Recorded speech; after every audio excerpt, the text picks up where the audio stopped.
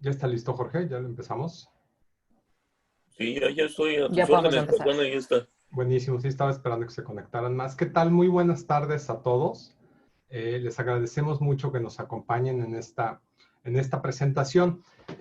Iniciamos en el Centro de Estudios sobre Seguridad, Inteligencia y Gobernanza, que dirigimos Jorge Tello, que aquí me acompaña, y yo. Una serie de mesas internas con los afiliados del centro. Tenemos 34 afiliados en el centro, que son una mezcla de practicantes exitosos, todos ellos en áreas de seguridad, de inteligencia, con facultad del ITAM, dedicado de alguna forma a algunos de los temas que trata el centro. Y la idea de reunirnos dividido en 3 mesas temáticas fue entender cómo el conocimiento que tenemos ya sobre muchos de los temas de seguridad que aquejan a nuestro país. No me voy a meter a los detalles de todos los problemas que tenemos. Ustedes ya los conocen y los trataremos mesa por mesa. ¿Cómo podemos generar agendas de investigación y que sean aplicables y que sean atractivas para los tomadores de decisión en México? Entonces, este es el primer esfuerzo que hacemos y fue mucho gracias al entusiasmo y participación de nuestros afiliados en el centro. Jorge y yo realmente lo que estamos haciendo es presentarle las conclusiones de estas mesas que toman forma de una especie de policy brief que está a disposición de ustedes en la página del centro y los hemos puesto en redes sociales para que sean de dominio público. Y es lo que vamos a tratar el día de hoy, ¿sí? Nos tomaremos, más o menos calculamos Jorge y yo, unos 40 minutos en repasar los puntos principales y las agendas que surgen. Y después habrá tiempo suficiente para el intercambio con todos ustedes que tan amablemente nos acompañan. Hay 3 temas. El primero es la participación de las Fuerzas Armadas en seguridad pública. Esa fue la primera mesa. La segunda mesa está relacionada al crimen organizado y el esfuerzo de legitimación de estas organizaciones que, digamos, de alguna forma pues, está en balance con la legitimidad del Estado, ¿no? Y la última mesa trataba sobre la seguridad, pero vista más desde esta correspondencia, a veces suplencia, a veces traslape y a veces choque entre los distintos niveles de gobierno, con un énfasis en, bueno, ¿qué está pasando con lo local y qué debería pasar con lo local en México? Si les parece bien, para ya no alargar tanto la presentación e ir a la sustancia, empezamos con la primera mesa y ya le cedo la palabra a mi codirector, Jorge Tello, agradeciéndole también todo su gran trabajo para las mesas y luego ya digerir toda esta información, que eso a quien más le debemos es a Catherine Camacho, que es la coordinadora del centro, y a los asistentes del CSIC. Entonces, empezamos con el primer tema, que es la participación de las Fuerzas Armadas en asuntos de seguridad pública, y le cedo la palabra a Jorge Tello. Adelante, Jorge. Gracias, doctor. Buenos días a todos. Buenas tardes. Buenas tardes. Y para mí, la realidad es que es un privilegio estar con ustedes hoy y presumirles lo que a mí me parece ha sido un gran resultado del trabajo del centro, del CSIG, en este verano. Lo que pretendía ser nada más el primer experimento, porque es la primera vez que lo hacemos, estas mesas de discusión interna con nuestros asociados. La verdad es que nos sorprendió y déjenme compartirles que era el sentir de todos los que participamos, que las mesas siempre nos quedaban cortas, que siempre había más cosas que por decir, y desde luego algo que quiero enfatizar para todos los que nos están oyendo, reconociendo todos que tenemos tanto que aprender, que tenemos tanto que estudiar y de alguna manera este tiro que se puso de un principio empieza a formar lo que puede ser la agenda de trabajo del propio centro en todos los campos que tenemos por estudiar. Si hablamos del primer tema, que es la participación de las Fuerzas Armadas en seguridad pública, es porque es uno de los temas que en la opinión pública y entre muchos especialistas representa uno de los grandes temas de discusión, porque parece, todo apunta a que estamos viviendo una emergencia de tal magnitud que no tenemos otro remedio más que echar mano de las instituciones que tenemos. Cuando yo empecé a trabajar en seguridad hace 30 años y más también, hace casi 40, el tema siempre era reconocer a las Fuerzas Armadas como la última instancia. Y hoy hemos llegado a la última instancia porque necesitamos su apoyo. Necesitamos abrevar de la fortaleza de la institución de nuestras Fuerzas Armadas, del Ejército, de la Fuerza Aérea, de la Armada de México, tanto de la Secretaría de la Defensa Nacional como de la Secretaría de Marina. Y en el ambiente está, y mucho se ha discutido. Y nosotros por eso planteamos tres preguntas. Eran 3 provocaciones para iniciar la discusión. Y la primera era el tema de la legalidad de la participación de las Fuerzas Armadas en los temas de seguridad pública. El segundo era el tema de la capacidad, porque independientemente de que efectivamente está el marco legal y se han hecho esfuerzos en esta administración de aclararles y darles garantías a las Fuerzas Armadas de que tienen las bases legales para su actuación, finalmente cumpliendo las instrucciones de su jefe supremo. El tema de la capacidad, porque un tema es tener toda la voluntad y otra es efectivamente la capacidad de poder cumplir con los objetivos.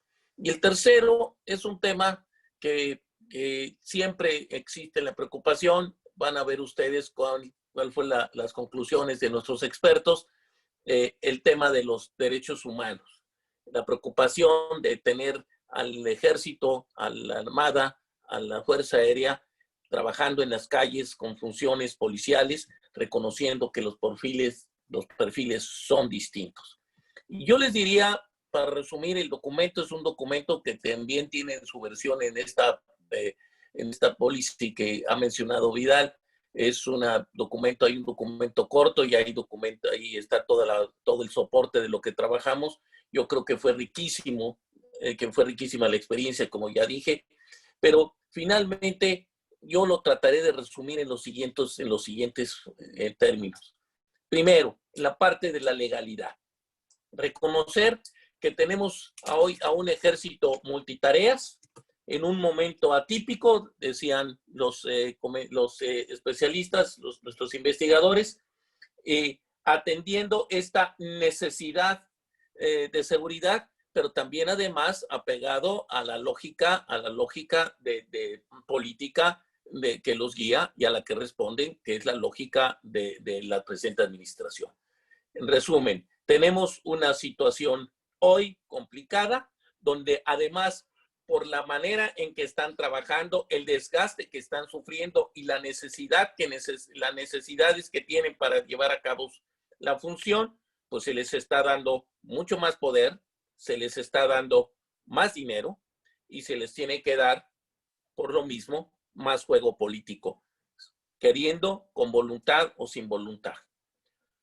En contraste, pues se ve una cada vez más debilidad de las policías que es la estructura formal para atender el tema de seguridad pública, y hay esta superposición de competencias donde inclusive se ha discutido mucho, inclusive por el número de participantes de las Fuerzas Armadas en la Guardia Nacional, en la competencia de la Secretaría de Seguridad Pública y Protección Ciudadana y la competencia de la Secretaría de la Defensa Nacional y la Secretaría de Marina. Porque finalmente para muchos, y así lo discutíamos, la Guardia Nacional es en la práctica una rama del Ejército, y esto implica si tenemos un tiempo para formar a la nueva estructura civil de seguridad pública, un retraso si no se tiene conciencia y método para poder estar formando a los nuevos instrumentos de policía. Es cierto, decían nuestros investigadores, un momento muy delicado ante el crimen organizado, pero tendríamos que cuidar si se justifica o no asignarles funciones policiales, someterles al desgaste, inhibir el desarrollo policial. Este era el tema central de la discusión de nuestros compañeros. En resumen, la posición en la que colocamos a la autoridad militar sí tienen una base legal adecuada, temporal, pero están por todo el poder y las funciones que tienen en la raya, si me permiten la expresión coloquial, en la raya de la legalidad con consecuencias estructurales graves. En lo que respecta a la eficacia, ¿qué es la capacidad? La capacidad que estos órganos militares tienen para coadyuvar eficazmente en la función de seguridad pública. Y aquí se reconoce la necesidad de su participación temporal y limitada, es correcto, pero se identifican problemas muy específicos.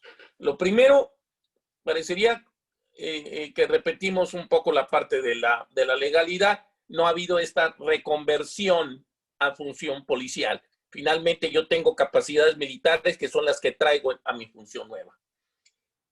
Otro tema que discutimos con cuidado es que la realidad es que la mayor parte de la necesidad de atención está relacionada con el fuero común.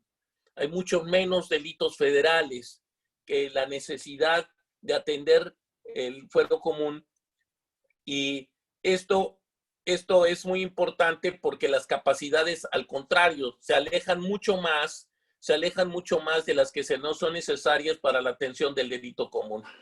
El otro tema que se ve como muy limitado, no obstante la capacidad de despliegue y la gran capacidad de información, es por la granularidad del tema en toda la extensión nacional, las limitaciones que se tienen de inteligencia para poder trabajar los temas de seguridad pública, y más cuando estos se refieren a los del orden común.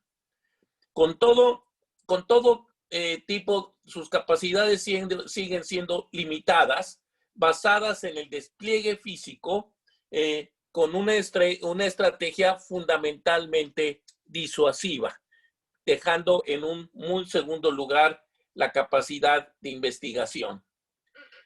Otro punto que se destacó como complicado es el tema de la comunicación, dice en el texto, y yo diría, quizás debíamos decir articulación, por la desigualdad, la falta de conexión con la autoridad civil, esa relación cívico-militar con sus asimetrías que causan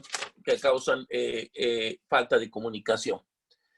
A mí me parece que también es cierto que es muy importante el desconocimiento gubernamental civil sobre la naturaleza de las Fuerzas Armadas, que es entonces el enorme riesgo de desnaturalizar a las Fuerzas Armadas para ajustarlas a la necesidad de su objetivo civil. Parecería, dicen nuestros investigadores, también falta la diferenciación de estrategias en el territorio nacional y de niveles por el orden de gobierno. Y es que es lógico, cuando tú tienes una doctrina nacional y una política nacional con jefes nacionales, tu política pública es nacional y no local. Esto apareció muy rápido en las discusiones, reconociendo la importancia de lo local. El tercer punto, el tema de los derechos humanos, y diríamos nosotros que las preocupaciones es porque nos encontramos a medio camino entre lo militar y lo civil. Yo he oído las discusiones con mis amigos militares que es absolutamente justificable, donde se plantea cómo es posible que planteen lo que nos están diciendo a nosotros arriesgamos y arriesgan los muchachos y están en la punta, en el frente de batalla, y cuando se refieren a nosotros, se refieren a nosotros como asesinos, como violadores potenciales de derechos humanos, cuando tenemos el cuidado, la disciplina y la institucionalidad para tener cuidado, para cuidarlos. Y tienen razón. Sin embargo, la preocupación viene del otro lado, pensando en cuál es la naturaleza del ejército, de las Fuerzas Armadas en general, y su naturaleza como arma de guerra que al entrar a un campo civil con una superficie de contacto amplísima, tienen el riesgo de resultar demasiado filoso, si me permiten la metáfora, demasiado filoso para estar en un campo civil. Y este riesgo, que también es cierto que en términos conceptuales su preocupación es válida, aunque se menosprecie, me parece, todos los años que tienen nuestras Fuerzas Armadas trabajando y la transformación que ha seguido. Porque la verdad es que esto tiene ya muchos años y en algo han ajustado mucho su proceder. Hay pues razones de los dos lados, pero hoy mismo tenemos un tema que surgió la semana pasada en Nuevo Laredo, sobre el tema de la adrenalina. Ustedes ven en los videos que existen un enfrentamiento del ejército contra criminales.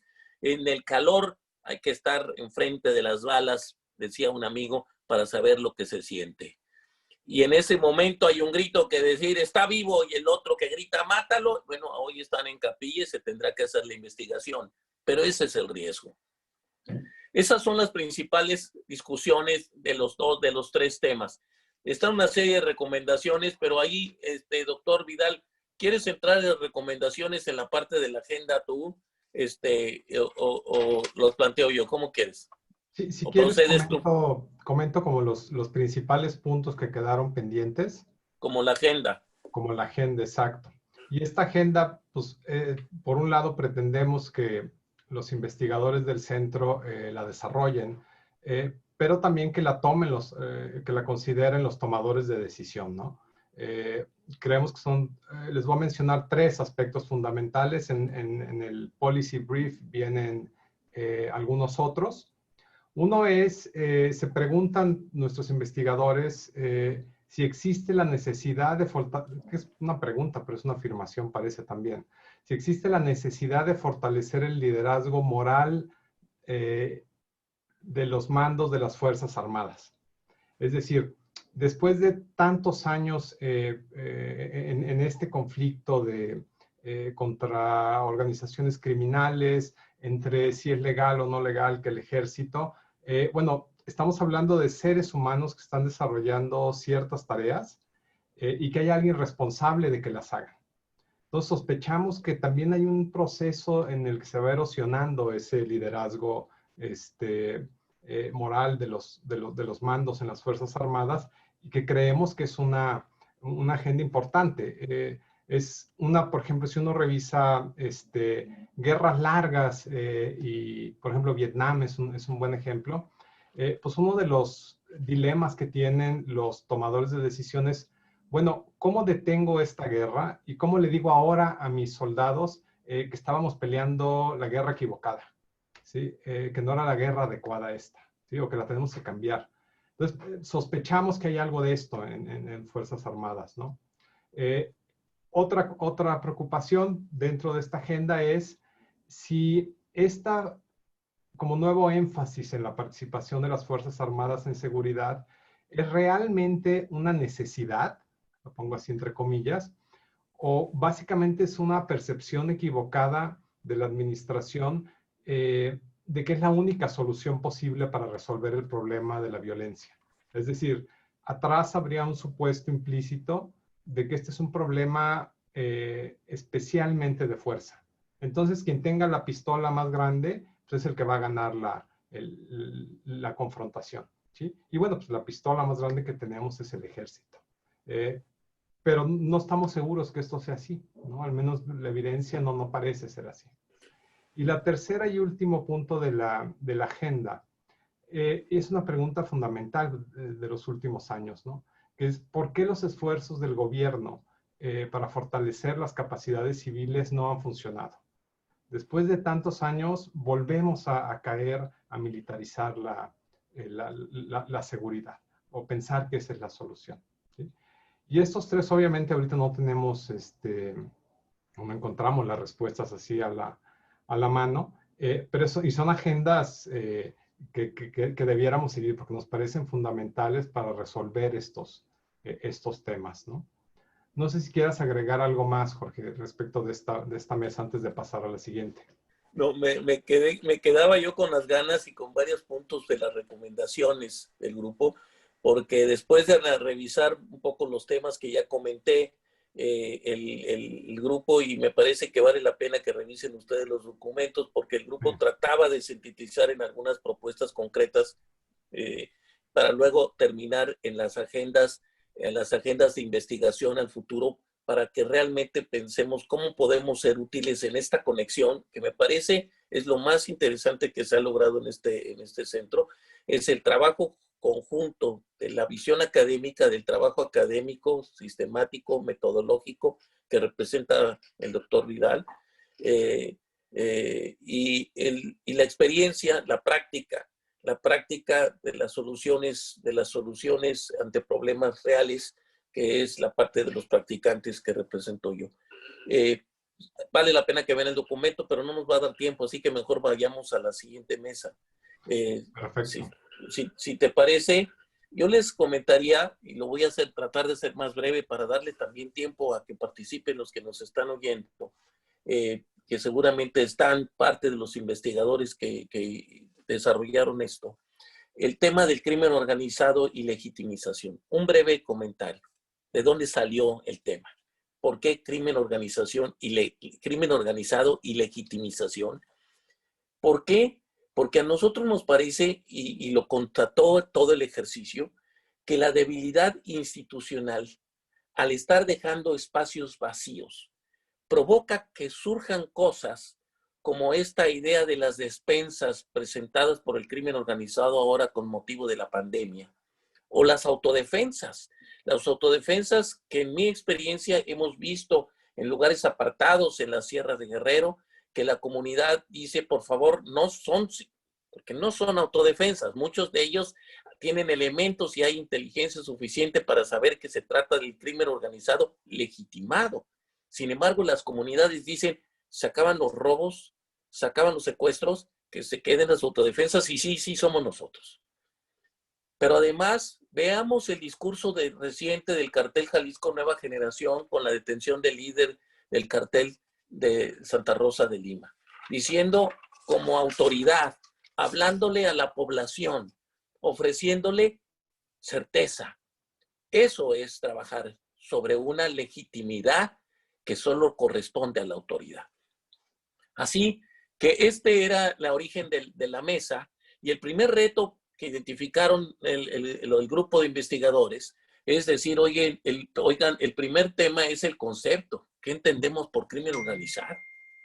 Porque entonces lo de los carteles y cuáles carteles, y ustedes vean, a ver, pregunten ustedes entre los especialistas que seamos, o si somos, ¿cuántos carteles existen? ¿No? Y hace poco en un artículo periodístico, Eduardo Guerrero decía, pues nacionales, ya nada más quedan 3, ya los Zetas se fueron, la familia michoacana se acabó, Santa Rosa de Lima no existe, solo quedan Sinaloa, Cartel Jalisco Nueva Generación. ¿De eso estamos hablando?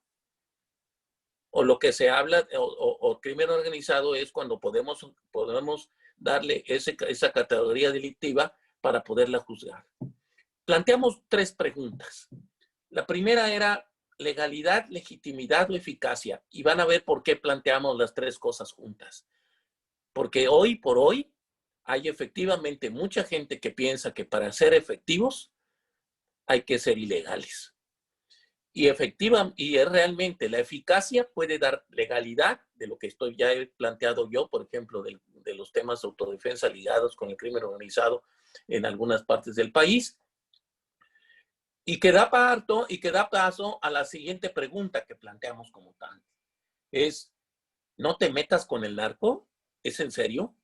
Porque efectivamente se ha comentado que fue inclusive una de las pocas recomendaciones del presidente Fox al presidente Calderón. Nada más no te metas con el narco. ¿De veras hay alguien que cree eso como una postura de política pública? Y esa relación narco-estado, narco-gobierno, ¿es una relación posible, sostenible? Esas eran las preguntas. Yo digo, ¿qué tema? ¿Qué tema? Porque para muchos es un tema que se discute y que se discute y que se parece como viable. En términos de la legalidad y la eficacia, el comentario de los investigadores se resume en los siguientes puntos. En primer término, reconocer que la ilegalidad hoy parece cada vez más opción de vida para muchos jóvenes. La pobreza, la debilidad institucional, la sustentabilidad de la actividad criminal, lavado de dinero y hasta la purificación social son motores de la legitimidad. Esto es, lo tenemos que hacer porque no hay de otra o lo tenemos que hacer porque no hay otros. Lo que decíamos, la legalidad aumenta la legalidad aumenta la legitimidad del Estado cuando el gobierno exhibe de la ley por interés político, pierde legalidad y el crimen organizado gana legitimidad. En otras palabras, en la medida en que el gobierno pierde, es el que el gobierno pierde eficacia y legitimidad, el crimen organizado puede ganar eficacia y legitimidad. La renuncia al uso de la fuerza legítima no solo debilita la capacidad de respuesta, sino que favorece la respuesta, la supuesta legitimidad del crimen organizado. Esa es la explicación de la columna armada del Cártel Jalisco Nueva Generación, que se presume como una fuerza beligerante.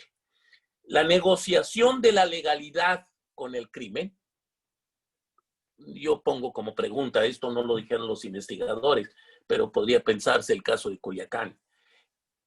En el Estado, repito, la negociación de la legalidad con el crimen, del crimen con el Estado funciona en este círculo perverso. Hay menos legalidad, menos eficacia, hay menos legitimidad. Y lo transfiere de manera virtuosa al crimen organizado, pero siempre sin la parte de la legalidad. Y nos deja en un estado natural primitivo. La relación narco-estado es la siguiente pregunta. ¿La existencia de la Pax Narca es sostenible? ¿Es replicable a nivel nacional, reconociendo que hay algunas zonas del país donde se acepta que los índices delictivos son muy bajos porque existe de hecho? Yo diría que lo más grave, y esto sí lo dicen no lo digo yo, lo dicen los investigadores, lo más grave es la creencia de que es opción, de que es posible. Cuidado con la categoría, decían del crimen organizado, como narcos, esa categoría como narco, dicen los investigadores, tiene muchas limitaciones porque dejamos afuera a todos los otros delitos. La distinción ayuda a definir malas o limitadas estrategias del gobierno. También los investigadores señalaron la importancia de definir al Estado, su identidad, sus estructuras y sus capacidades para no dejar estos puntos borrosos de frontera entre el crimen y la autoridad. La legitimidad del crimen organizado se alimenta de su eficacia, de la eficacia del propio crimen. El tema, no meterse con el narco, es producto de la falta de claridad de conceptos y prioridades en la definición de la estrategia de seguridad del Estado, donde surgen ideas de respuestas de alta efectividad que vulneran la esencia del Estado mismo. La última pregunta ¿es sustentable la relación narcoestado? Y la conclusión sí es inequívoca. No hay rendición. No hay negociación posible. En todo caso, hay rendición. Vidal. Sí, Si tú gracias, quieres. Jorge.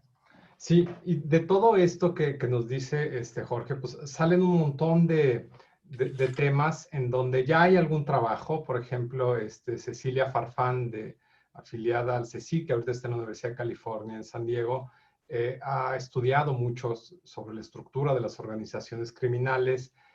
Alexandra Abello, también afiliada al centro, ha estudiado el impacto de esto, pero a nivel local, es decir, en las comunidades y cómo penetran estas organizaciones criminales, y así hay mucho trabajo desde afiliados y otros investigadores muy reconocidos. Pero no acabamos de entender esta parte más conceptual que platicaba Jorge, de qué implica esta relación entre los grupos criminales y la población, y qué implica el que el Estado esté cooptado por los criminales. Entonces, ahí hay un montón de avenidas de investigación, porque a estas fechas, a pesar, digamos, de que en las mesas pues se llegaba a un consenso, como ya dijo Jorge, en términos de decir, no hay forma de negociar esto, ¿no? Esto no hace sentido, ¿no? Sigue siendo un tema en los medios, sigue siendo un tema implícito en algunos tomadores de decisión de decir, bueno, es una opción, ¿no? Bueno, ¿cómo construimos una narrativa que efectivamente diga, esto no es aceptable, ¿no? Y que sea una narrativa, digamos, que cancele esa opción. Ese es uno de las vías, digamos, por donde va la agenda de investigación, ¿no? Y el otro, pensar esto relacionado, como les decía, como esta otra investigación, con la parte local, que fue otro de los temas que surgió en las mesas por nuestros investigadores.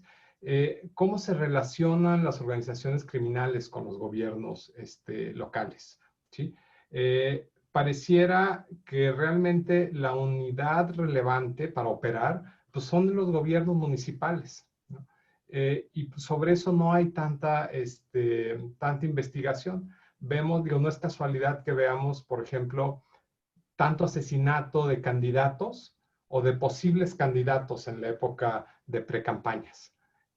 Claramente es el crimen, o muy probablemente es el crimen organizado, seleccionando ex ante quién puede llegar y quién no puede llegar al gobierno, ¿sí? Entonces, todos estos entramados de relaciones, pues es parte de una agenda que deberíamos estar, o que debemos continuar analizando, ¿no? Para entender qué tipo de estructuras de gobernanza son eficientes o eficaces para efectivamente impedir que el crimen organizado llegue hasta las autoridades locales. No sé si quieras agregar algo más sobre este tema, Yo nada Jorge. más, se me antoja, son 4 preguntas que estaban Sí, están en sí. las reflexiones finales del paper producido por el grupo, y se las voy a leer tal cual, porque me Sí. parece que son bien provocadoras, son una provocación. Dice, pues siempre el reto de la relación, porque es necesario una relación temporal o táctica, porque efectivamente, si te ponen una pistola en la cabeza y te dicen entrega la cartera, nadie te va a decir que no negocies, ¿no? O que no entregues, o que no hables. Esto puede ser temporal o táctica. ¿Qué hacer si se buscan comunicarse contigo? Y si te encontraron. Porque si te encontraron, nada más vas a tener de dos, o sí o no. Y esto es enemigo, amigo o enemigo. Y la duda permanente, si esta es una batalla perdida, o también la derrota, dice, la derrota es rendirse, o esto es un tema que hay que recordar, que es la naturaleza humana y que nuestro destino es mantener la batalla. Y por supuesto, el reto de la reinserción o reconstrucción del tejido social, y reconocer que el gran trabajo no se va a arreglar por la fuerza. En esto, para el largo plazo, probablemente tiene razón el presidente López Obrador, que es en términos de la reconstrucción social. pero esos son los temas de largo plazo. Eso no resuelven la amenaza inmediata. Y estaríamos a la tercera mesa, que me parece que también explica todo el cuadro, porque si tenemos por el gran tema, el tema del ejército como institución enfrentando el tema, el crimen organizado, y el otro es toda la república, ¿no? Si este es un tema del presidente o dónde están los gobernadores, pero ese tú lo coordinaste, doctor Romero. Sí, y nomás antes de cerrar la mesa 2, el elefante en la mesa 2, pues es la decisión sobre qué hacer con las drogas, que está implícita en todo esto, ¿no? Porque sí, hay un conflicto entre el crimen organizado y el Estado. Aquí hay varias dimensiones que platicó Jorge, pero parte, digamos, del pleito, pues tiene que ver con drogas, ¿no? Con pensar qué hacemos con las drogas, que fue un tema al que no entramos mucho a detalle, pero como digo, es el elefante ahí en la mesa 2, ¿no? ¿Qué hacemos con las Sin duda. Bueno, y la mesa 3, que ya es la tercera y última, antes de pasar ya a la interacción con todos ustedes que amablemente nos acompañan, trató sobre la parte de los distintos niveles de gobierno y su relación con la seguridad pública. Hubo tres grandes preguntas sobre las que se desarrolló la discusión y las contribuciones de los afiliados que participaron. La primera tiene que ver, ¿centralizamos o descentralizamos las policías? Y hay, digamos, fuerzas de tomadores de decisiones en ambos sentidos. Las hemos visto, digamos, desde el gobierno de Calderón a la fecha. Están propuestas como el mando único, como la posición de esta administración de centralizar todo en el ejército. Y luego están, por ejemplo, actualmente algunos gobernadores diciendo, no, es que tenemos que descentralizar este tema. El consenso entre los investigadores del centro es que necesitamos una diversidad suficiente de policías que tengan distintos tipos de capacidades y distintas especializaciones. Y viendo la experiencia de otros países del mundo, mencionaron, por ejemplo, el caso de Estados Unidos, el caso del Reino Unido, pareciera que ese es el arreglo más eficiente, ¿sí? Y esto implica, pues, sentarnos a pensar un modelo de policías, en el que Jorge ha estado trabajando ya desde hace muchos años, y que tiene, pues, ideas claras sobre qué debe hacer cada tipo de policía, qué tipos de policías y qué debe hacer cada tipo de policías. Nuestros investigadores hicieron énfasis en la parte, en la necesidad de que sí existan policías locales, pero no deben ser policías locales dedicadas a perseguir narcotraficantes de baja escala que están en una esquina vendiendo droga, sino más enfocadas en el aspecto comunitario y en el crimen del orden común, que es un aspecto que ha estado apartado y que ha estado como eclipsado por todo lo que tiene que ver con crimen de alto perfil. Si así casualmente nos preguntan de qué trata la inseguridad en México, pues muy probablemente vamos a decir, pues el Chapo, el cartel Jalisco Nueva Generación o el cartel que esté de moda, balaceras en las calles, el evento de Culiacán, el bombazo en Morelia, granadazo en Morelia, estos eventos de alto perfil. Pero muy probablemente al ciudadano común, pues su evento de seguridad es que lo asaltaron en el camión, ¿sí? Y si vemos la distribución de recursos, pues la gran mayoría de los recursos están más hacia crimen organizado que hacia crimen del orden común, aun y cuando la incidencia pues, acaba siendo muy menor, es decir, invertida con cómo estamos ejerciendo el presupuesto. Y una de las implicaciones que resaltaron nuestros investigadores es que tenemos que entender mejor la varianza en qué está pasando localmente. ¿Cuáles son las distintas violencias que hay en el país? Y hay trabajo que comienza a indagar sobre esto, ¿no? Y esto implica, pues, hacer políticas públicas que sean hechas a la medida de cada localidad, pero no desde el centro, no desde una oficina en la Secretaría de Seguridad o en Marina o en el Ejército, sino cada quien reconociendo cuáles son sus problemas, cuáles son las preferencias locales y entonces implementando esas políticas públicas, que es, pues es una idea muy básica de cómo debe funcionar un sistema federal. Digo, no estamos inventando nada, pero bueno, pues somos solo federales en el papel, parece, ¿no? Claramente en seguridad no funciona así el país. Y un punto muy importante que resaltaron en la mesa fue que no podemos o no debemos asumir que en todos lados, ni todos los problemas que tenemos tienen que ser resueltos por la intervención de la Fuerza Federal, ¿sí? Es decir, y eso implica el modelo de policía. Un modelo de policía que efectivamente limite cuáles son los ámbitos de acción de cada policía, y no solo en lo legal, sino también en las expectativas que tenemos. Si pensamos ahorita, no sé, si encontramos un policía en la calle, pues muy probablemente esperaríamos que si hay una balacera entre narcotraficantes, ese policía entre a la balacera, que si alguien lo están asaltando, ese policía vaya y persiga al asaltante, pero también pensamos en ese policía casi como viene, que en algunos lugares hacen esa función, ¿no? Es decir, que nos ayude a estacionarnos, ¿no? O que me ayude con el vecino que me está molestando, ¿no?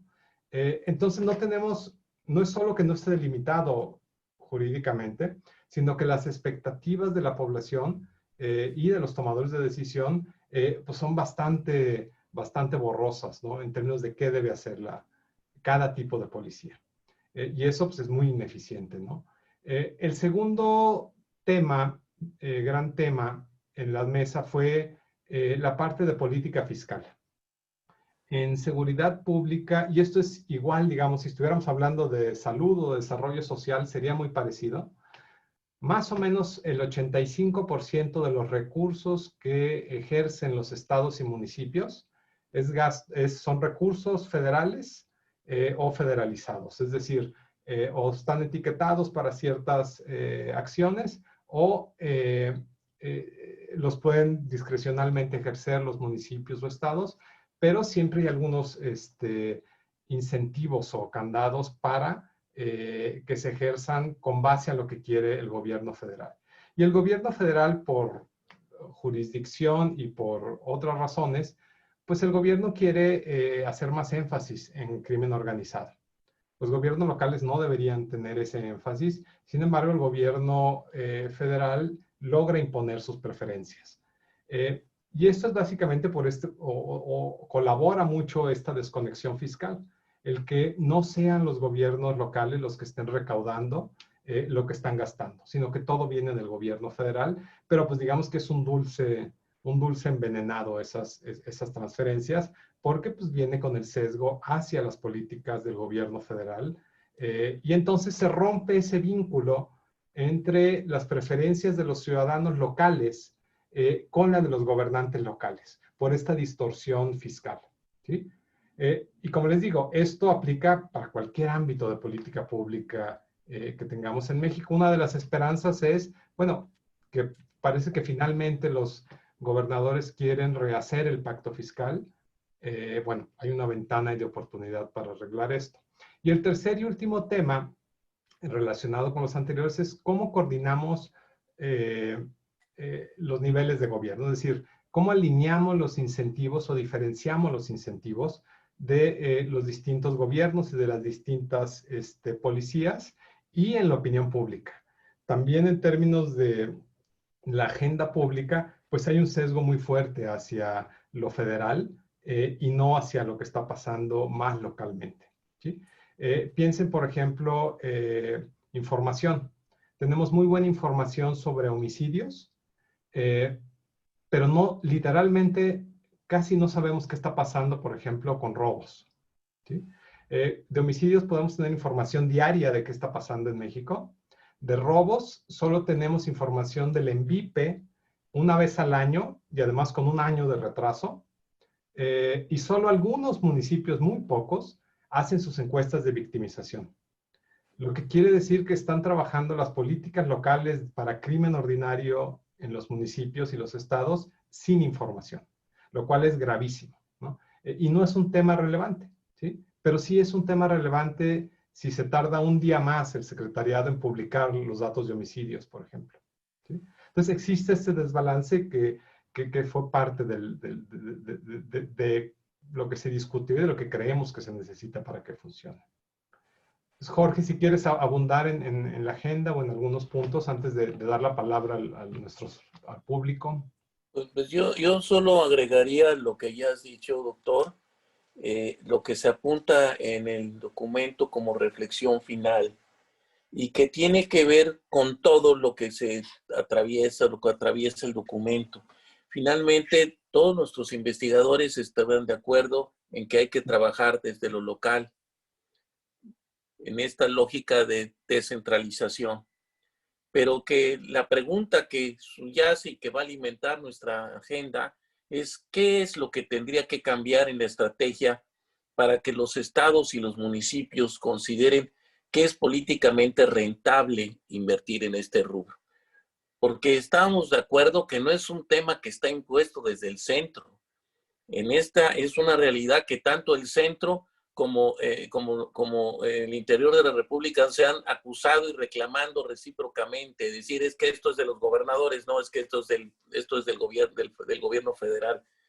Y hacer esta revisión de qué es lo que podemos hacer que políticamente cambie los incentivos para la participación es efectivamente partir del modelo, porque es un tema que implica cambios en la legislación, en el arreglo fiscal, en la inteligencia, porque vean ustedes, lo acabamos de decir cuando hablamos con toda la potencia que tienen las estructuras militares, decimos sí, pero no pueden ver, yo dije, la granularidad, no pude decir tampoco granularidad, pero el detalle que sí pueden ver los alcaldes, que sí se puede ver a nivel local y que no se puede ver a nivel central.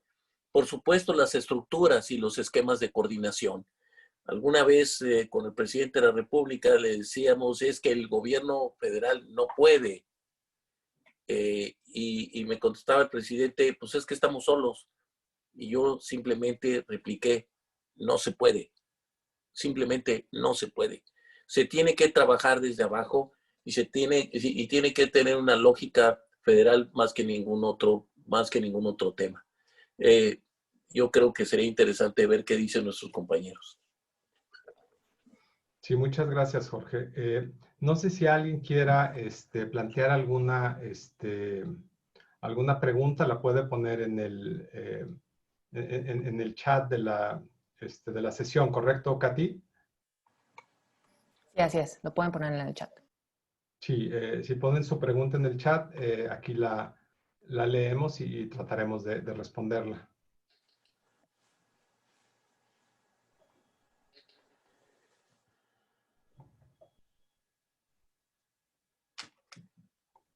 Bueno, mientras llega algún comentario o pregunta, creo que hay algo aquí. Hoy en la mañana estaba en una conferencia de la Universidad de California en San Diego sobre cómo terminar la guerra contra las drogas, ¿no? Digamos, enfocado en ese rubro.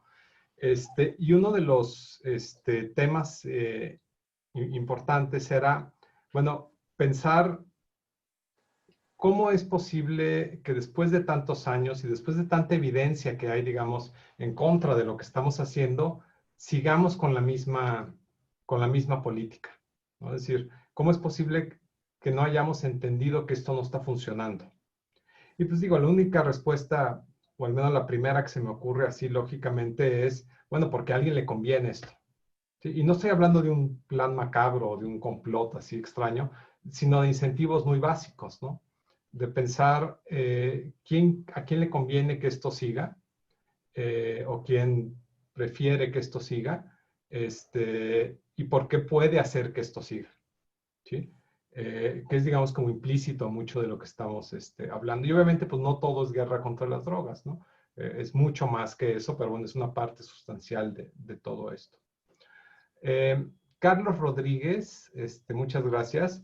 Dice, buen día y gracias. Teniendo México una excelente estructura de educación superior, ¿por qué no aprovecharla para generar una cultura de inteligencia y seguridad nacional pública e interior?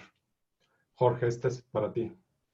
Yo te iba a decir que para ti, porque tú eres el académico, pero si me la pasas, yo te digo inmediatamente mi reacción. Yo apoyo esa pregunta y es uno de los temas que siempre me llevan a comentar con Vidal.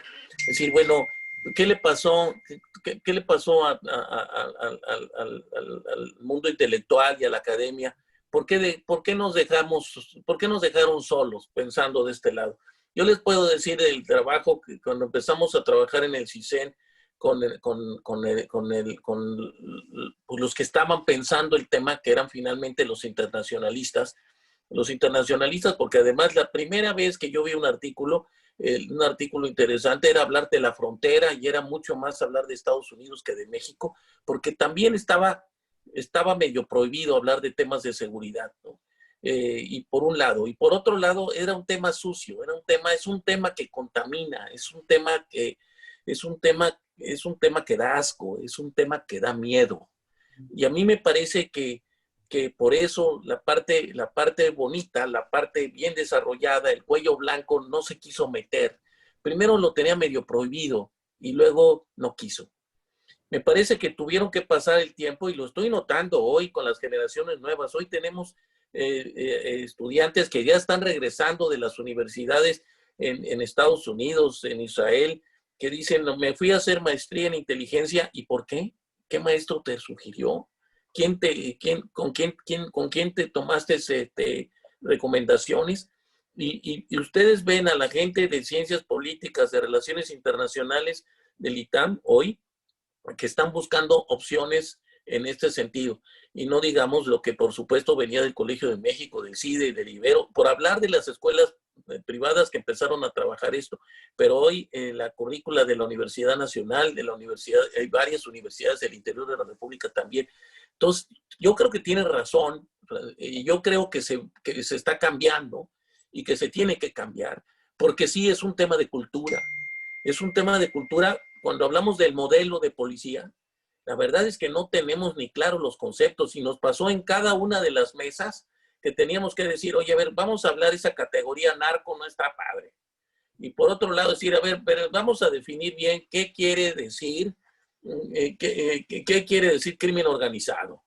Y yo les digo, a ver, estas preocupaciones de derechos humanos sobre el ejército, es que la verdad es que no entendemos lo que es un ejército. Por eso hoy el tema de que ha sido discutido al más alto nivel de si debe existir ejército o no debe existir ejército en México, es producto de ignorancia, de que no sabemos para qué queremos un ejército. Y yo puedo asegurar, no se vayan a confundir, estamos hablando de otros temas, que creo que necesitamos al ejército, que necesitamos nuestras Fuerzas Armadas, que hoy con tanta debilidad institucional que tenemos es lo más fuerte que hay. Entonces a mí me parece que sí es un gran tema. Además nos das con la pregunta, ahí sí que como dijera el clásico, el anillo al dedo, ¿no? Porque es lo que estamos haciendo en el Centro de Estudios de aquí del ITAM, es lo que queremos hacer. Yo creo que es lo que tenemos que hacer y es lo que creo que vamos muy tarde. Sí, bueno, usualmente la academia vamos tarde, ya es como costumbre, desgraciadamente. Y sí, y es un tema bien complejo porque si pensamos, digamos, el anterior problemón que tuvimos fueron las crisis inflacionarias, ¿no? ¿Qué pasó en México? Bueno, se empezaron a formar mucho capital humano de gran valor en el área económica. Entonces, lugares como el ITAM, como el Colegio de México, la UNAM, el CIDE, la Universidad de Nuevo León, muchas, digo, para no mencionar todas, pues comenzaron a formar estudiantes que estaban interesados por un hecho real del mundo real, que es, digamos, cómo funcionan las ciencias sociales, Y entonces, este grupo de economistas pues, lograron mejorar las cosas en términos de ese problema de crisis inflacionarias, ¿no? Este es un problema mucho más complejo porque requiere un montón de disciplinas que se unan y hablen entre sí, ¿sí? Muchas disciplinas de ciencias sociales, piensen, pues digo, dentro del centro hay de todo lo que se imaginan, de todas las disciplinas. Y en ciencias sociales a veces somos muy malos para hablar entre disciplinas. Usualmente son mundos así muy pequeñitos los que tenemos. Y entonces el centro tiene ese esfuerzo en la parte académica, pero además tiene el ingrediente de los practicantes, que son los que han vivido y saben con la experiencia qué ha funcionado y qué no ha funcionado. Y entonces sistematizar todo ese conocimiento que ya tienen en algo que sea replicable y generalizable, ¿sí? Entonces ese es el esfuerzo en el que andamos y digo, no solo el ITAM, digo, también en el Colegio de México, en el CIDE, en la UNAM, pues vamos en ese, digamos, camino, ¿no? De tratar de generar el conocimiento y de formar gente. Y yo sí he visto, digamos, en los años recientes, al menos aquí en el ITAM, e indirectamente en otras universidades, cómo cada vez hay más estudiantes interesados en estas áreas, ¿no? Y como les digo, pues es un sesgo de las ciencias sociales que pues vamos hacia donde está el problema, ¿no? Bueno, José Antonio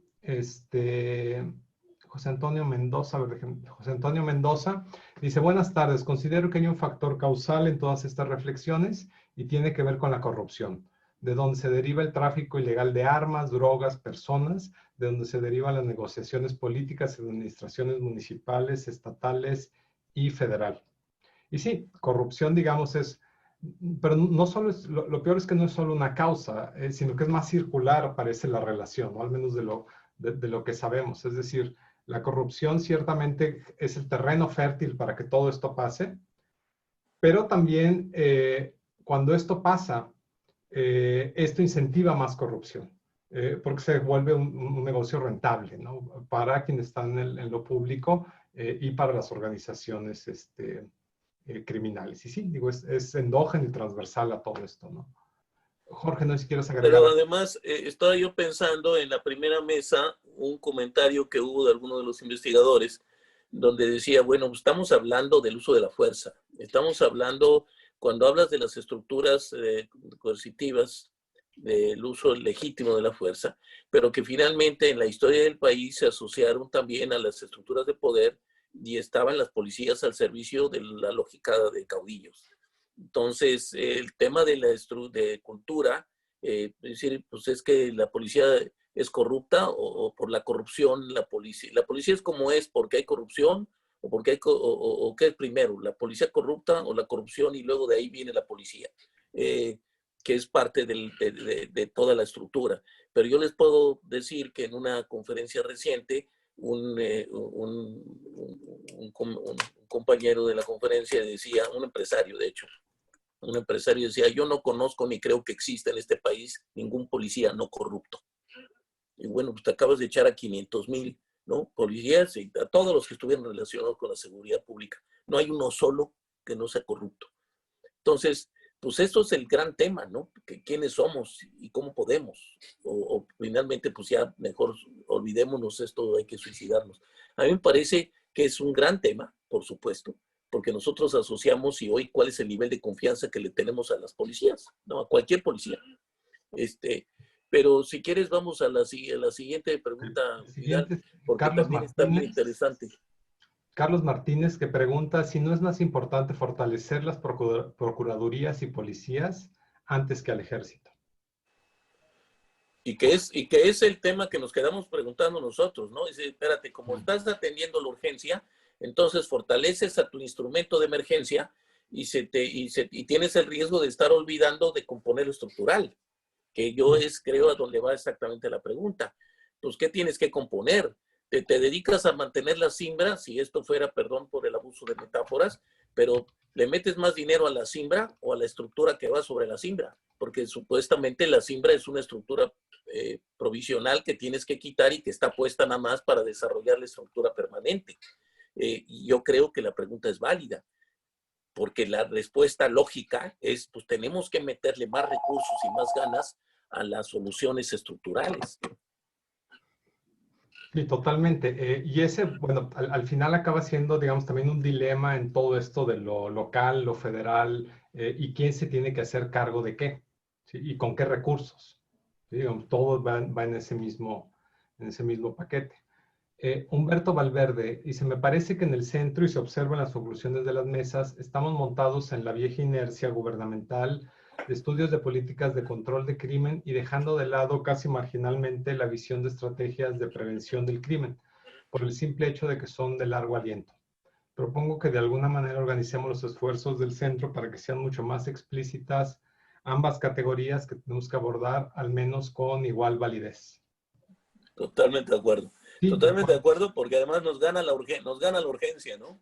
de acuerdo. Pero pues, Y sí, vamos totalmente de a acuerdo. postular a Humberto para que se encargue de esa área. Sí.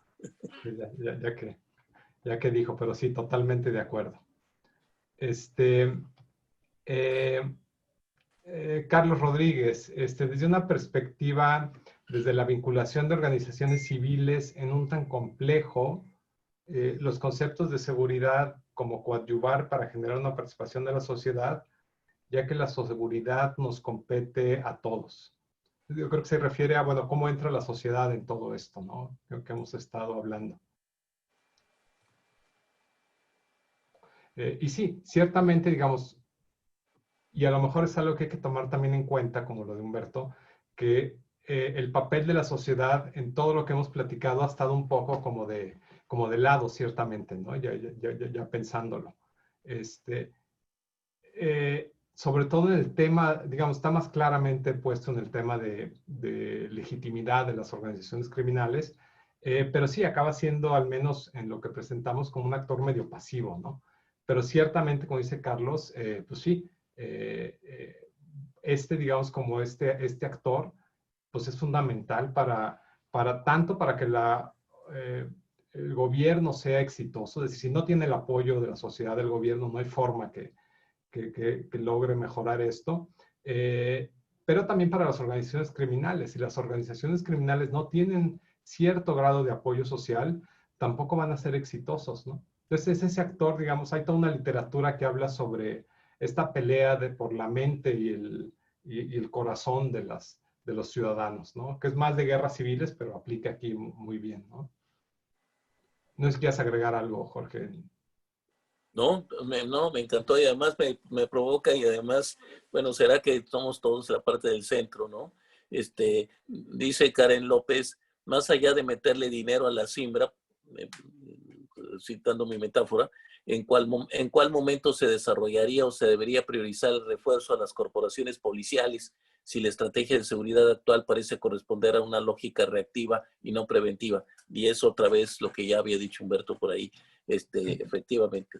Efectivamente, entonces estamos en la urgencia, metiendo todos los recursos al gasto y no le metemos a la inversión, lo que nos asegura mantenernos en la emergencia, ¿no? En el mejor de los casos, porque la verdad es que las cosas podrían empeorar.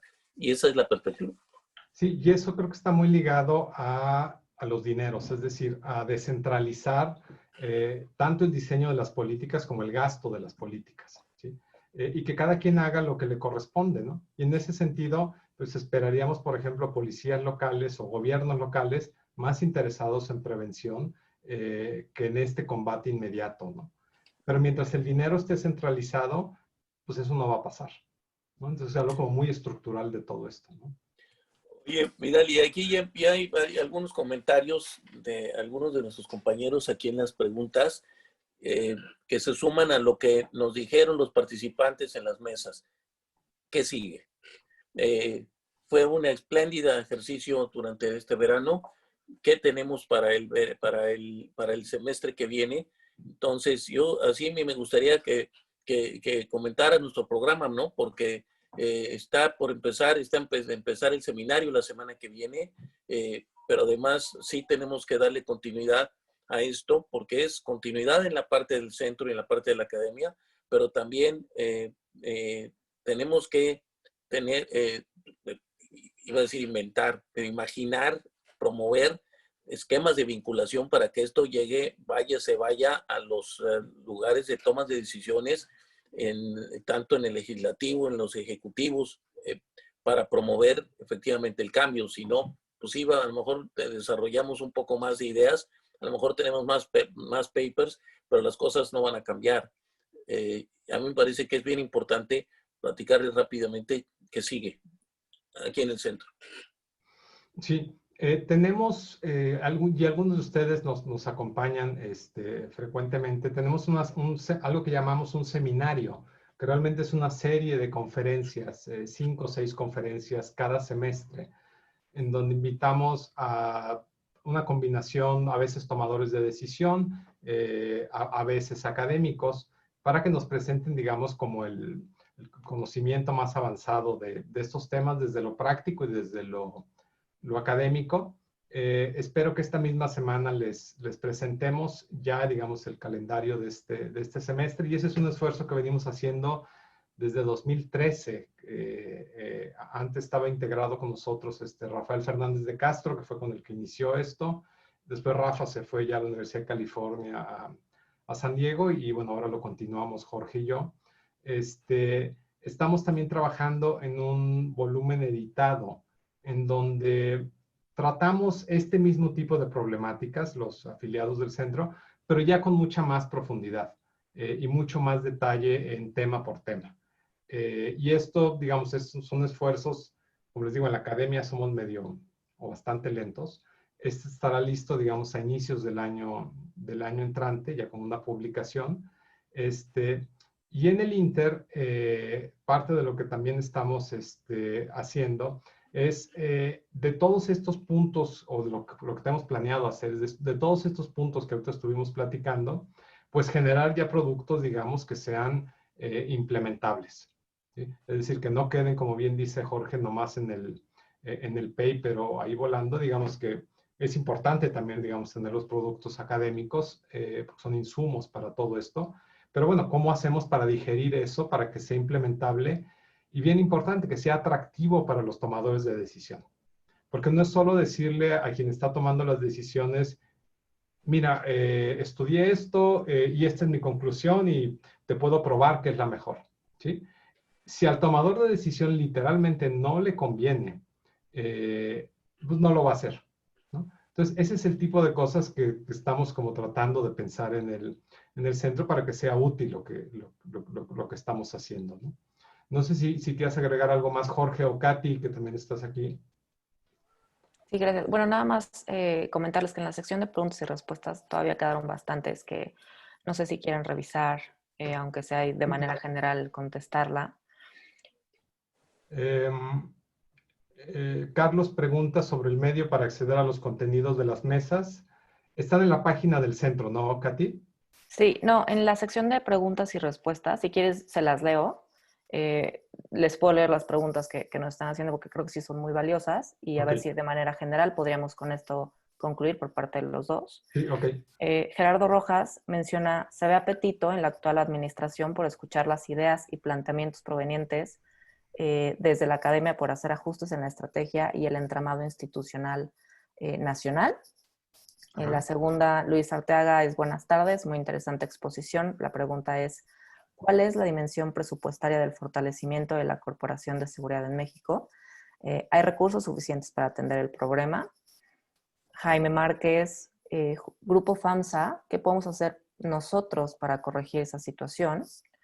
Karen, bueno, ya leíste la pregunta de Karen. Saúl, sería, ¿cómo ven ustedes a mediano y largo plazo el tema de inseguridad en México?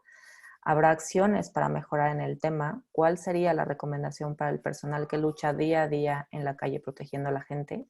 Si quieren, me detengo ahí, todavía tenemos otra ronda, pero bueno, por lo menos si quieren tomar algunas ideas de aquí. Sí, si quieres veo las de presupuesto, por ejemplo, la que nos preguntaba Luis Arteaga, si hay recursos suficientes para atender el problema, que creo que es una gran pregunta. Bueno, al menos, digamos, de lo que yo he estado estudiando, ahorita justo estoy estudiando este tema presupuestal.